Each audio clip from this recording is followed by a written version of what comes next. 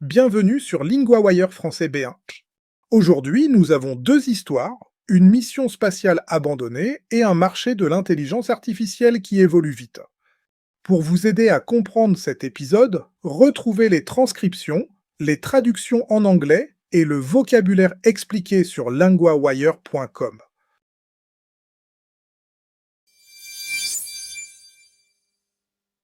On commence avec une mission spatiale qui s'arrête avant d'avoir atteint son but. Nous retrouvons maintenant Mathieu, correspondant de LinguaWire pour la technologie. Merci Louis. Oui, NASA et Catalyst renoncent à sauver le télescope Swift. Renoncer, c'est un mot fort. Qu'est-ce qui s'est passé exactement? En juillet, une petite sonde appelée Link a été lancée. Elle devait rejoindre Swift, le télescope Gamma de la NASA. Puis elle devait le saisir avec 3 bras robotiques. Ensuite, elle devait le pousser vers une orbite plus haute. L'idée était simple sur le papier. Il fallait éviter que Swift retombe dans l'atmosphère plus tard cette année.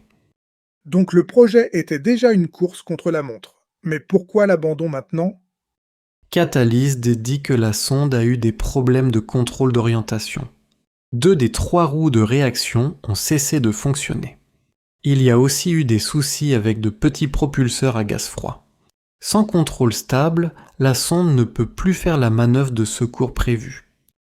On sent bien la fragilité de ce type de mission.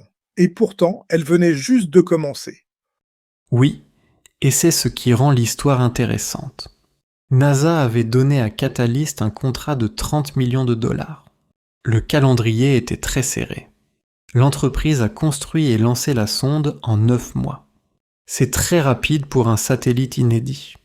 9 mois seulement, c'est très court pour quelque chose d'aussi complexe. Est-ce que tout allait bien au début? Au début, oui. Pendant les premières semaines en orbite, tout semblait fonctionner. Puis, fin juillet, la sonde s'est mise à tourner hors de contrôle. Catalyst ne dit pas encore ce qui a provoqué le problème. Donc on reste prudent. Donc on a un échec partiel, mais pas forcément une perte totale. Exactement. La sonde est encore en vie. Catalyst veut utiliser ce qui lui reste de capacité.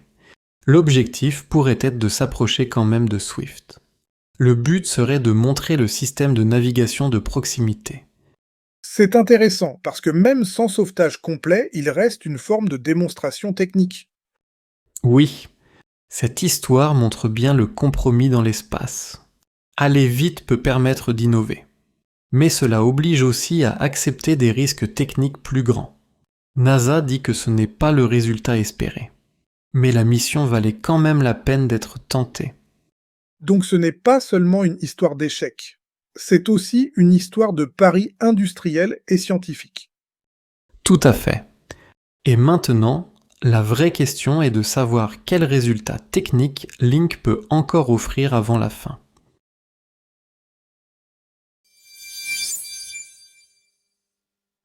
Passons maintenant à l'intelligence artificielle et au travail, avec une inégalité qui apparaît très nettement. Nous retrouvons maintenant Camille, correspondante de LinguaWire pour la technologie. Merci Louis. Oui, la croissance des emplois liés à l'IA ne profite pas autant aux femmes. On parle souvent des nouveaux emplois de l'IA comme d'une grande opportunité. Que montrent les chiffres? Aux États-Unis, les femmes représentaient seulement 26% des recrutements dans les emplois qui demandent des compétences en IA. Dans les postes sans IA, elles étaient 50%. L'écart est net. Et en plus, ces postes paient mieux si j'ai bien compris. Oui, LinkedIn dit que les offres pour des emplois liés à l'IA annoncent en moyenne environ 177 000 $ de salaire, contre environ 80 000 $ pour un poste sans IA, et le nombre d'offres pour ces emplois a doublé sur le site depuis 2023. Donc le marché grossit vite, mais pas de façon équilibrée. Est-ce que le problème s'arrête au recrutement? Non, il va plus loin. Sur 27 pays, les femmes ne représentent que 13% des postes de direction dans les entreprises d'IA. Dans la tech au sens large, elles sont 20% sur ces mêmes postes.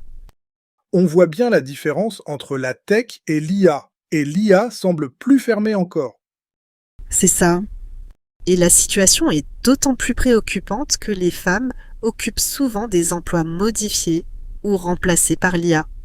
Par exemple, le service client ou les tâches administratives. Un autre chiffre cité dans l'étude parle de 6,1 millions de travailleurs. Ils sont surtout dans des rôles de bureau. Et 86% d'entre eux sont des femmes. Donc il y a un risque double, perdre certains emplois et ne pas entrer assez vite dans les nouveaux. T'as bien? Et exactement. C'est ce que la porte-parole de LinkedIn résume. Les femmes sont moins nombreuses à bénéficier de la prime salariale. Elles sont moins nombreuses aussi à diriger le développement de cette technologie.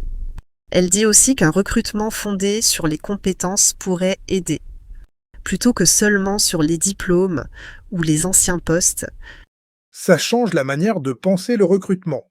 On regarde moins le parcours classique et plus ce que la personne sait faire. Oui, et c'est important. On peut apprendre certaines compétences en IA avec des cours en ligne. On peut aussi les apprendre avec des outils accessibles à tous. L'idée est donc simple. Si les entreprises ouvrent davantage la porte, plus de femmes peuvent entrer dans ces emplois mieux payés. Et cette étude montre aussi quelque chose de plus large. Une nouvelle technologie peut créer des chances. Elle peut aussi renforcer des écarts déjà présents. Exactement. Tout dépend de qui est recruté, formé et promu au bon moment.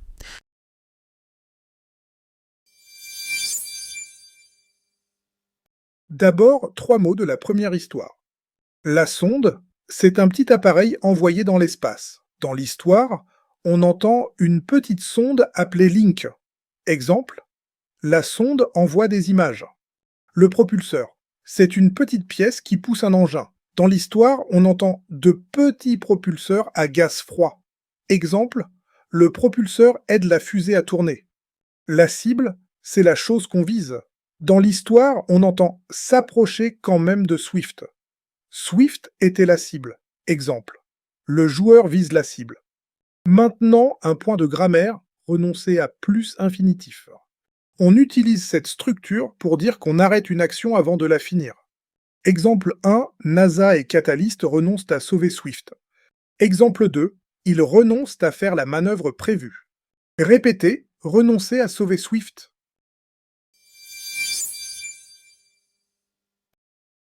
New this month, the LinguaWire Field Guide.